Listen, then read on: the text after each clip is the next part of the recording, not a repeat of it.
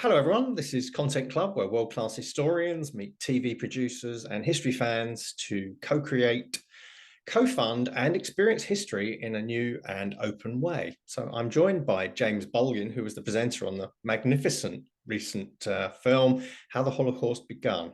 Hello, James. Hello. So you were telling me you had an interesting path into academia. You were an actor, I think, before you were inducted into academe. So tell us about that. Yeah, I was actually my undergraduate degree was in English, and then I went on to drama school afterwards to Guildford School of Acting and trained in musical theatre. I did that for a while, worked as an actor in various bits and pieces, some musicals, some plays, and then sort of moved across into producing and directing, which is where I then spent the next kind of 10 years up until my mid-30s. So from the age of kind of 21, 22 to my mid-30s, I was working in the theatre industry. And then you did a PhD, I think it was. Was that how you got into academia? Yeah, it was a slightly unusual sort of story, I suppose. I was invited to go and see a musical, which was set in the Warsaw Ghetto, and kind of elements of the way that the history was approached, I found really bothered me a bit, but I didn't really have the framework of understanding to explain to myself why. So I got in touch with a lecturer from university and I said, listen, you won't remember who I am because obviously it was about 10 years after I graduated, but I remember that you said something in a lecture once about writing poetry after Auschwitz.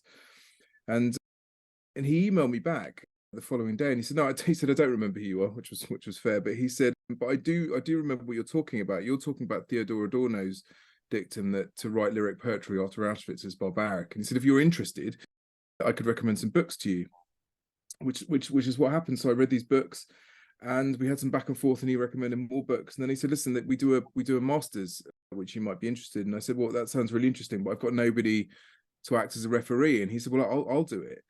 And so that's what happened. So whilst I was working in theatre, I did this master's kind of in the background, and that went quite well. Unfortunately, I was able to get the scholarship for a PhD after that, which I was then doing alongside my job at the museum, which kind of started around about the same time I started the PhD. So I was developing the new Holocaust galleries at Imperial War Museums as I was kind of working on my PhD, and I'm just finishing on that at the moment. Very good. And so the Holocaust is obviously your, specialist subject, as it were. Nick Young, the producer, had his own particular take on how he wanted to make this film, approach this film. And he'd taken it to BBC Two, and I think it was the controller of history at BBC Two who suggested the two of you get together. Yeah, so I understand. I mean, I'd done a program called Rise of the Nazis for the BBC. I did the second series of that, talking about Stauffenberg and the July plot against Hitler, and that had gone very well. It was a fantastic team that worked on that. It was a really, really brilliant experience doing that project. And yeah, people involved at the BBC recommended me for this, which was I'm extraordinarily grateful to them for. It was very kind of them and very thoughtful. And yeah, that's how I met Nick. It was through that introduction. And so a producer has got an idea, and television producers, we're not historians, and they come to somebody who, you're in charge of the Holocaust galleries at the IWM, you've studied the Holocaust.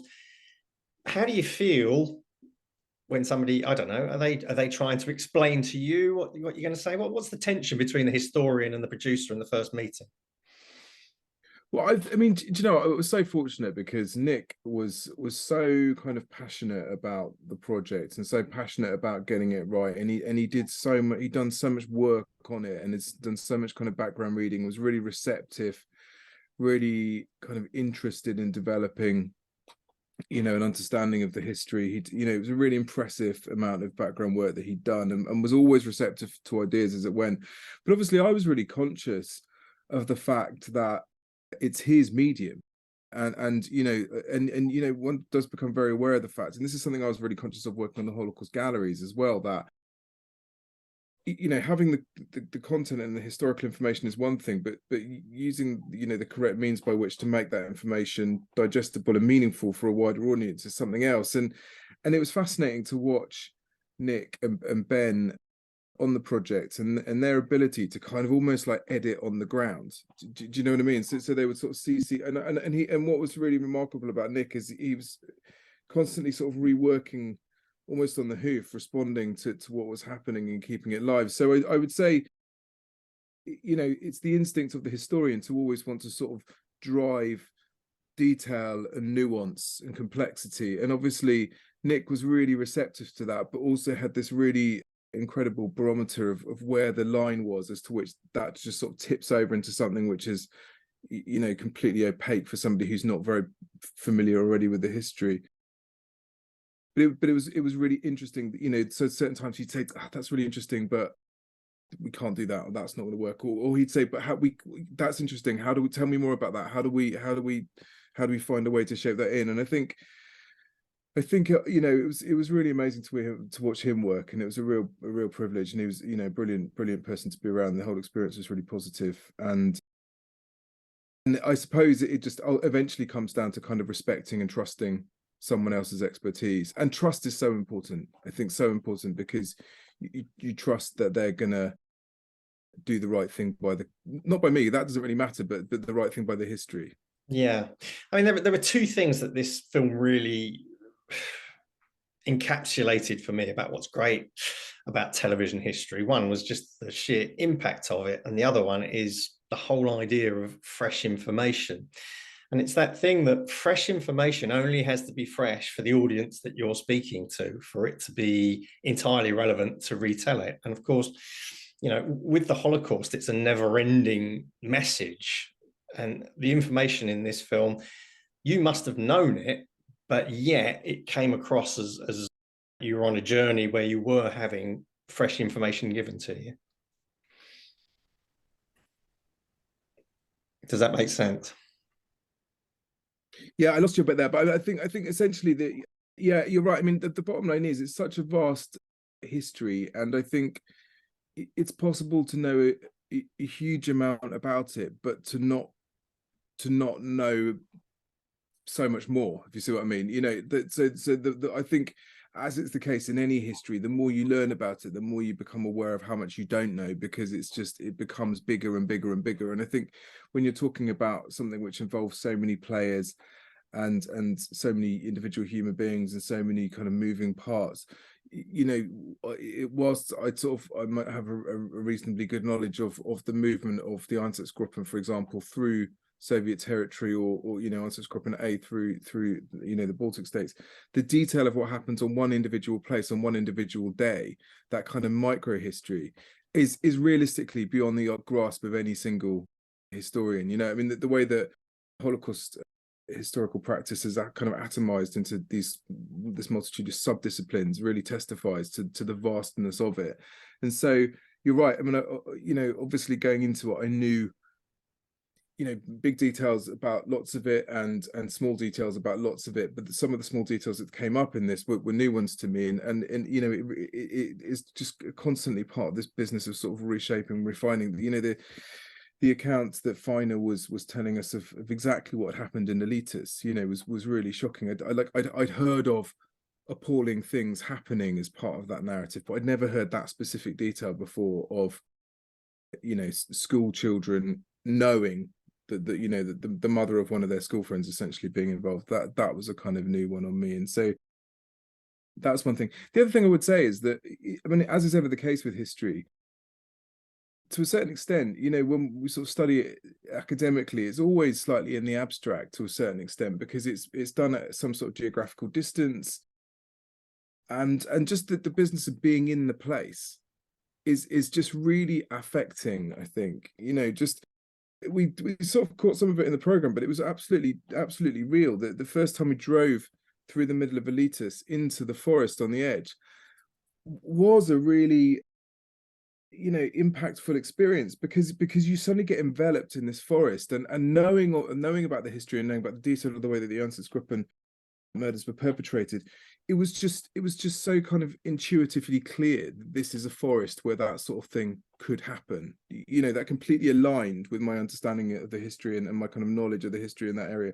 And then to understand, then to be told the detail of what happened there kind of was layered onto pre-existing sort of framework of knowledge. And so that was, as you say, I might have known some of those things, but being confronted with it in the environment was something else entirely, I would say. Absolutely. It's a very mundane thing to walk in the footsteps of those who have been led to their deaths. But mundane or not, somehow the experience as captured on television, it was incredibly moving. I found the whole thing actually quite an overpowering experience. And there are things that make no sense. If you wrote them down in a script, it's the joy of making, or the power of making, documentary programming. There is a shot where there is a mass grave uncovered, and then the camera pans up and goes over a sand dune, and there are thousands of people enjoying their summer holidays, and somehow it's just incredibly moving. Yeah, I mean, and that is absolutely how that space is. You do think, how is it possible to have this kind of this palimpsest of history happening in the same place? I would agree, but being there was really affecting. And I would say, and I am a believer in this, that I think that everyone who worked on the project was really profoundly invested in it. I think everyone was there. I mean, the kind of the level of attention and focus and concentration from everyone was really determined to do the right thing by it. And I think there is, by some sort of process of osmosis, that does kind of seep through into everything that then comes off that. I don't think nobody was just there to sort of do a job and get it done. Everyone was there to really give everything they had to give to doing it right. Yeah, and the archaeology, I suppose, is the only word to call it. The finding of the graves is a kind of a new discipline that's been brought about really by advances in technology, and just incredible to see yet again new information about the Holocaust being brought to light in front of our eyes. Yeah, I mean, it's so important. I mean, it's been sort of coming for a little while, and there's been various practitioners who've been working on it in various different ways and various kind of programs based on this. But I think it speaks to the really increasingly interdisciplinary nature of the way that the Holocaust is being. But you're right. I mean, I think just being able to use those, technological tools, but also the expertise of the individuals to sort of empiricize and add detail into these things. It adds in whole new kind of dimensions, and it's really important, and it's really interesting to see how they work, actually. Because I mean, I suppose one of the things which became really abundantly clear the more I saw is how much remains to be uncovered, and without the benefit of these kind of tools, it's virtually impossible to do so. I mean, it's obviously not as simple as these teams just sort of scouring the European landscape for things that they think might be related to this history. They do, their work starts in the archive, and I think they try to make that clear on the program, but it absolutely does. They start in the archive, but they're looking for traces of information which might lead to places, and then they use the air photography and stuff to be able to triangulate. But then once they've done that, it's quite interesting, because some of the places they think, oh, there might be something there, and then they look at it and think, oh, there's nothing there. Actually, we wondered, but that was a blind alley. We can tell that.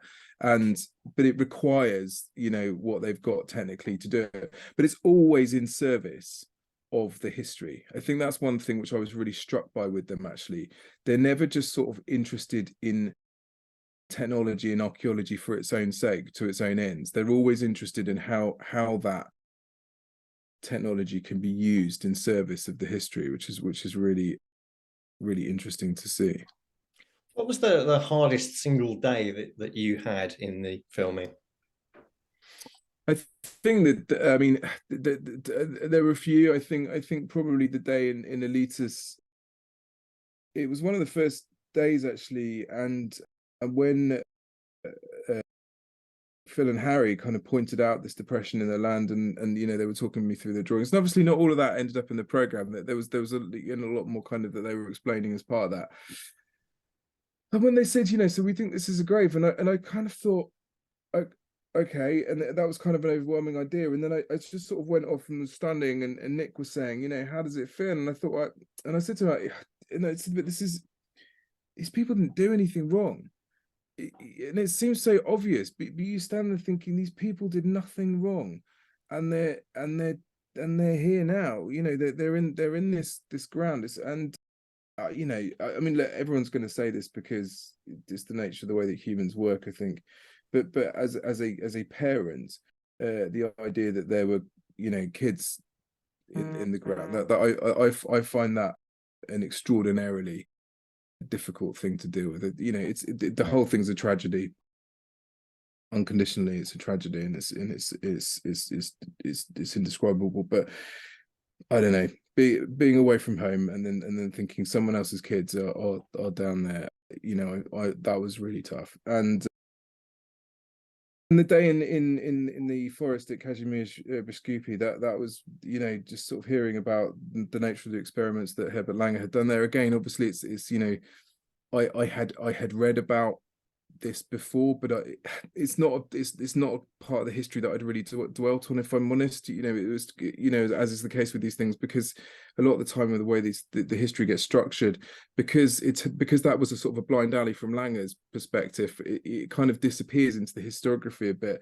And then just having it kind of laid bare, and with the team with the Agnieszka was working with, saying, you know, this is down here, this is, we can tell from the ground here what's down there. And I just thought, you just think, God Almighty, you know, what happened in this place is absolutely beyond description. And so that was a really profound experience. And then when we shot the sequence, the nighttime sequence, that was in the same forest, I have to say that was one of those experiences that will always stay with me, actually, being in that forest late at night, you know, and it completely silent, but knowing what had been done there and what kind of remained there was really, really powerful. It's a tremendous tribute to the producer, Nick Young, but also to yourself, to allow you as an expert to be taken on a journey where you're not having to demonstrate, oh, I know this, oh, I know this, where you're just allowing yourself to be led into experiencing things in real time, where I know it, but it's still revealed to me, and therefore revealed to us. And I think that's where the emotion in the film comes from. Yeah, Nick and Ben felt really strongly that should be real. You know, that when we went to places, they would say, look, we're here because this is the context of what happened in this place, you know, in terms of the sort of broad history. But then they didn't tell me in advance exactly what, you know, what I would then be told, or what I would find out there. And so that's all completely authentic. And you know, I think ultimately that's, you know, with the nature of the history and everything it relates to it, I just think that was a much more honest way of doing it. And so the film is honest in that respect. It's so that those moments are completely as they happened. And I think, you know, everyone there was sort of having a similar reaction. It's just I happened to be the one that had the camera pointed towards me, and I think, as you say, I guess it comes back to that trust thing a bit with Nick, to sort of say it's okay to say, I don't know much about this bit, you know, and that's okay. I think there's something quite liberating sometimes. We talk about this sometimes at the museum, in sort of saying it's impossible to know, like we were just saying previously, it's impossible to know every single thing about every single thing.